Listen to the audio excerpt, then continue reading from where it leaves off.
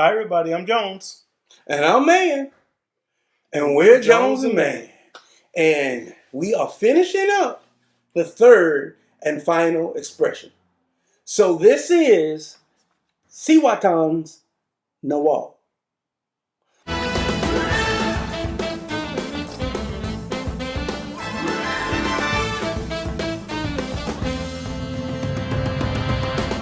All right, Jones. So we've been kind of on this journey together. We were super, apprehensive about, not apprehensive, but just, jittery about it at first. Yeah. And then that first 8 hit us, and we were like, if you haven't seen the 8, make sure you check out the 8. And then we were like, okay, well, we can rest at ease. Yeah. At least the 8 is good. But then we tried the 12, and the 12 Kicked the door in and took it up another level. So if you haven't seen the 12, make sure you check out the 12. And now this is the granddaddy of all. Yeah. So I think this, of course, this is the 5th. This starts somewhere in the neighborhood of 65, 70, or somewhere in the neighborhood that's suggested retail price. It's a limited blend. So. Limited blend. I think that, when I talked to Walter initially, that this was the hardest one to kind of find and to get. Well, I guess not for them, but just in general in the market. And judging by what we've had with the 8 and 12, I mean, I have no hesitation about the 65 and the 70. I would spin it in a heartbeat based off of what we'd had so far, and we haven't even cracked into this yet. Exactly. So I'm gonna let's unveil her. So as you unveil, Nice, different kind of label right here. Whoa. It's got batch. See, this is 121. Yeah, 121 of 2,356. This is the first batch. Yeah, and I did remember reading that there was only, I think, 6,336 of these bottles. Yeah. Okay. So we are a little bit higher. 40. I think the other two were 40. This is a 47.5. So a little bit higher proof. Yeah. Ooh. Oh, this! I'm telling you, this is gonna be killer. Yeah. So as you battle the the man versus bottle. Yeah, because see, I've been wearing this whole series. You have been visited by 3 spirits. Yes. So this is the 3rd spirit. And you know what? Not only is this the 3rd spirit, this is made of 3 spirits. Oh, okay. Tell me more. So it is made with a single vintage 11-year rum. Okay. And then it's made with the father, what they call the father, a 12-year rum. I'm hoping it is their 12-year rum. And then the mother. We like the 12-year. Yeah, we like the 12-year. Then it's made with a 14-year, which, hey guys, if you have a 14-year rum as good as a 12, can we get another bottle? No big. Well, you do have a thing for mothers, though. Yeah, I do have a thing for mothers. Hey, my birthday is near Mother's Day. Oh, yeah, that's not what I was talking about. Yeah, that's not what you're talking about. But I get it. Yeah, but it's made from the mother, the father, and a 11-year vintage. So, like I said, I'm really excited, and I just can't thank these guys enough that, hey, so far the experience has been a great ride. Yeah. So this is the 3rd one in the series, so I feel like at this point that we've enjoyed the other 2 so well that there's no way that this one can go wrong. But also, Nahual is also kind of like your spirit animal, kind of deal. Right. And rum just so happens to be my spirit animal. I don't know if rum is not an animal, but if rum was an animal, it would be my spirit animal for sure. I don't know. Right now, I mean, like, I feel like we should kind of, once we finish this one, kind of get back together and talk about all 3. Yeah. But I don't know. Well, let's do what we do. Let's go ahead and crack this bottle open. And I think that, I wouldn't feel like I've done it justice if I don't mention, or we don't mention, the enormous amount of history that goes into this. Yeah. And I think I said it every single time, 100 years worth of just history in the sugarcane fields, and it's a 100% El Salvadorian product. Right. I want to say it's the first El Salvadorian rum. El Salvador. Full. Because I was like, I've never tried a rum from El Salvador before, and it's the reason why. Now I say all that, but just as I popped that cork, I had a sweet aroma just grace. I'll hold out. Go for it. Yeah, just pour it, and I can watch. Look at it. I even got the brand backwards. So let me get the brand right. Oh yeah. And the label is a little different on this bottle. I kind of been trying to give, for those that haven't seen it, came in this nice cardboard kind of container, metal top deal. But the label is more Mayan, Aztec-y kind of. There's some really cool artwork on here. Oh, it's Salvadorian. I said that. Yeah, but the whole premise is, the lady beside the land beside the sleeping lady. Yeah. So that's the inspiration. So, the Maya culture is really a big inspiration for the company. So I'm really digging their vibe, man. Yeah. There's a lot of legacy behind it. What you were saying, I was just reading that they believed in the Nahual, which is a personal guardian spirit. And like we said, then my guardian spirit is rum, kind of like that. And each time every time we put this neat and I just swirl it around, it's very rare that you get a rum with like bourbon and whiskey legs. Yeah, odor's different on this one. It is still extremely pleasurable, but it's a different note. Oh yeah, I'm ready. And when I say, I say different note, but it's more like a molasses. We just gotta go for it. Oh man. Okay.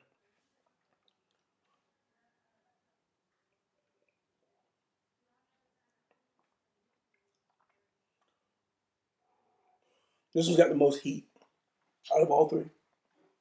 Oh yeah, it's got the most heat. There's a still, like right now I'm still experiencing a smooth, long burn.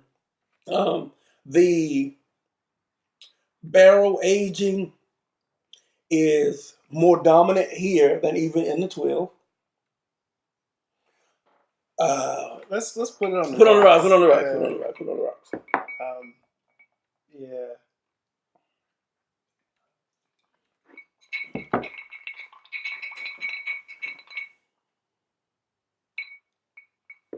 Go back to a more good time. Just got a little hole in my lip.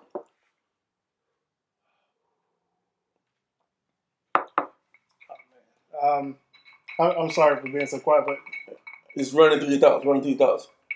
Yeah, and I'll share it with everyone after we do the nosing. Pretty faint on the rocks. I don't really get any of what I'm tasting in the nose, but not bad, but just not dominant. Click them and drink them.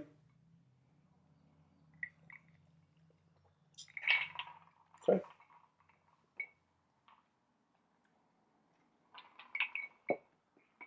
Sorry, man. Get me another. Get you another pour. Don't let me stop you. And I'll let you go into your review. This one, out of all three, this one is, I guess, the most expensive. This is the overall longer aged. Mm-hmm. This is a blend. Mm-hmm. But, like I said, I got to be truthful and honest.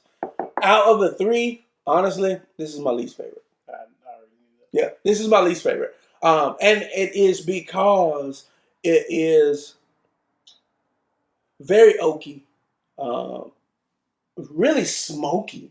It's got a smoky undertone to it that almost starts a light scotch, a heavy bourbon, light scotch kind of deal. Very strong whiskey influence. And while I don't dislike it like I like from a scotch standpoint, I'm like ooh, this is odd. I don't get that. But when off the back of having the 12 and the 8, this is, to me, the furthest from the rum side that I enjoy, and closer to the whiskey, bourbon. I think that to me the 12 is the sweet spot.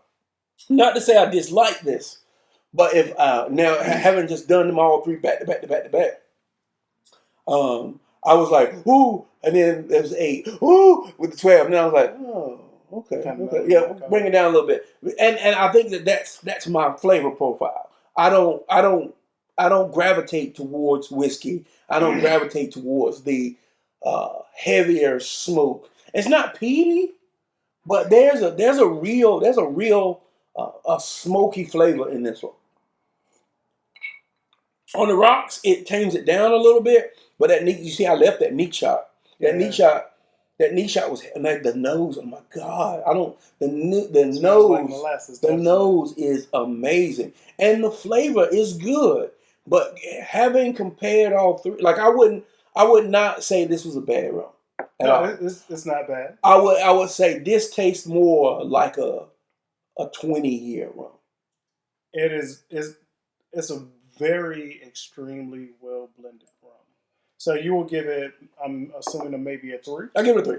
I give it a 3 for sure. And if you like whiskey, if you like bourbons, and you're not a big rum person, you're probably gonna rate this higher than the other two, because this is on that spectrum. This is closer to those two.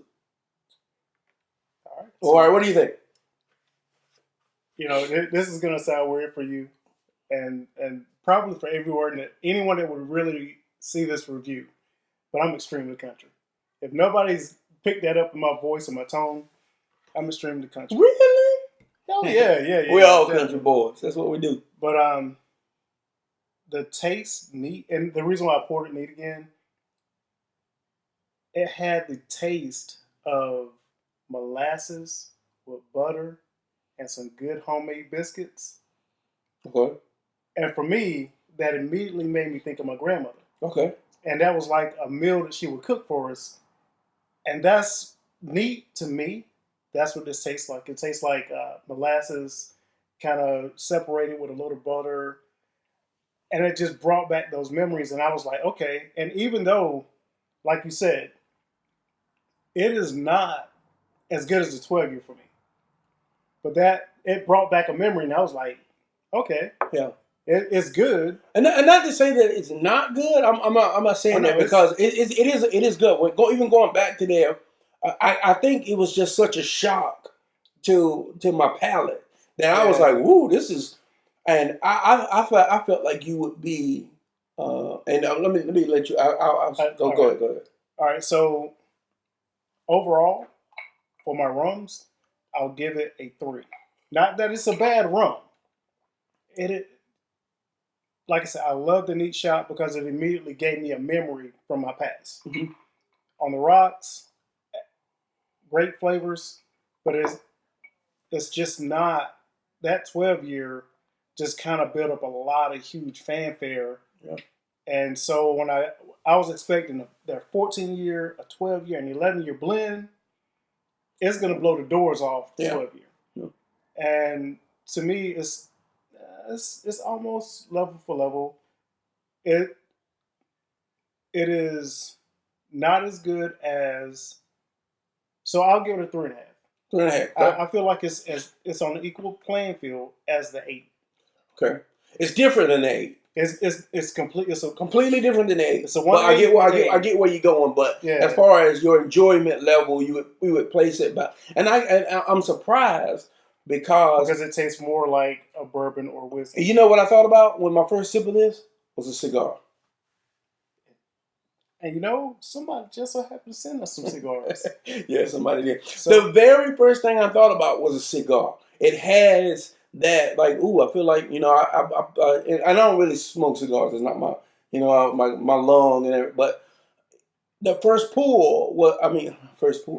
taste was kind of reminiscent of a pool. So for those that like a super aged rum, so I imagine when you get into those 20 and 30 years, a lot of, because it spent so much time in the barrel, you get so much of that wood, so much of that oaky and that spicy. So to me, that gets further away from that sweet spot of rum. And that's the reason why for me, which I feel like it's good. It's definitely complex. It's definitely a rum in there, but it has just surpassed to me, it's past your rum level. Past where my sweet spot for rum. Yeah, For sure. Man, this for me. And I took another sip of the neat shot. For me, I'll give it a 3.5. I'm almost on a 4. I think after I would sip on this as I smoke a cigar, like you said.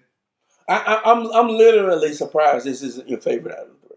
The 12 year is my favorite. The 12 year is good. 12 year, because we went back in between, and the 12 year was like, I even reached for the 12 over the 8. Yeah. The 12 is just it's well balanced. It's perfect.